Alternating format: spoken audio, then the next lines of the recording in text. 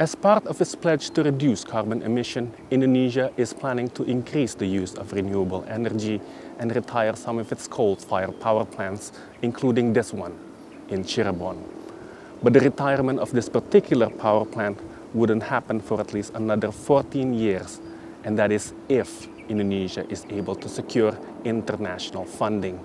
In fact, Indonesia plans to keep building new coal-fired power plants until 2030, like one just next door, around 1.5 kilometers away from here, putting into question whether Indonesia, a major coal-producing country, is really serious about reducing its carbon emission.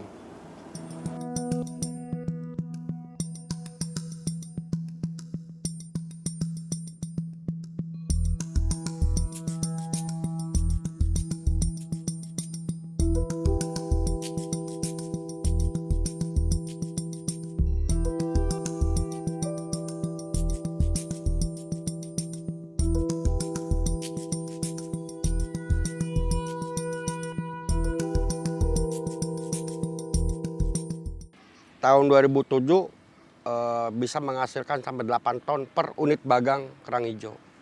Setelah ada PLTU sangat menurun dan sampai sekarang pun nihil, tidak ada hasil.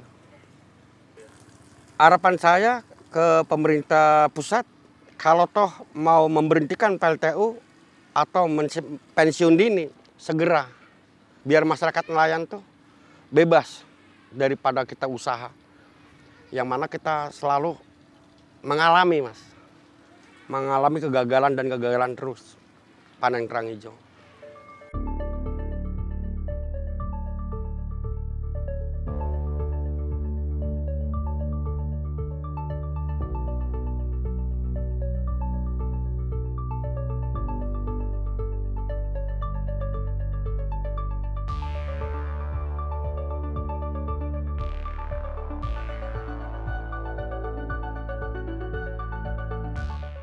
Saya rasa pemerintah sudah memiliki banyak ambisi yang cukup baik dan perlu diapresiasi.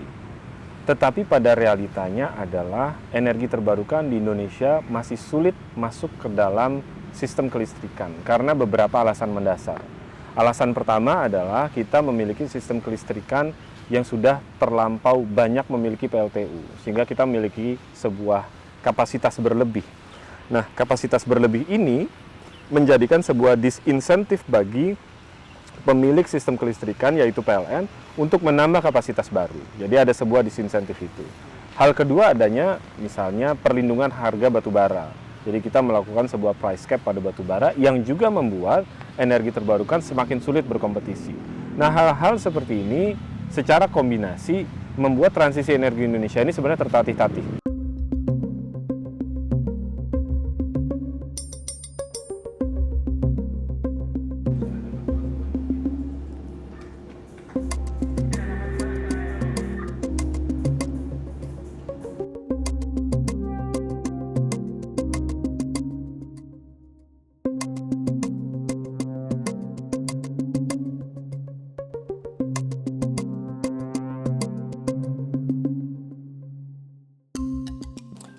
Kalau kita mau ikut ITM karena memang kan komitmen dari shareholders kita juga kan ke net zero emissions ya. Komitmennya beragam, ada yang 2050, ada yang sebelumnya, ada yang lebih gitu, tapi semuanya memang punya komitmen ke sana. Karena itu ya kita mau ikut ITM ini.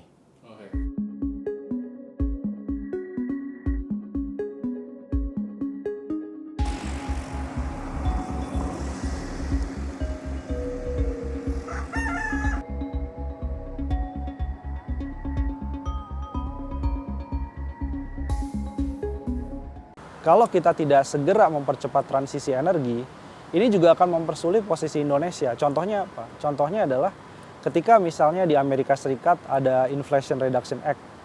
Ternyata nikel di Indonesia sulit masuk ke rantai pasok di Amerika Serikat, terutama untuk kendaraan listrik.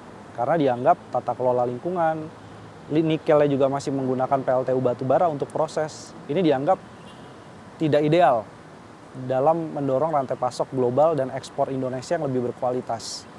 Jadi pilihannya ada pada Indonesia. Kalau targetnya tidak terlalu ambisius, justru akan mengganggu pertumbuhan ekonomi dalam jangka yang sangat panjang.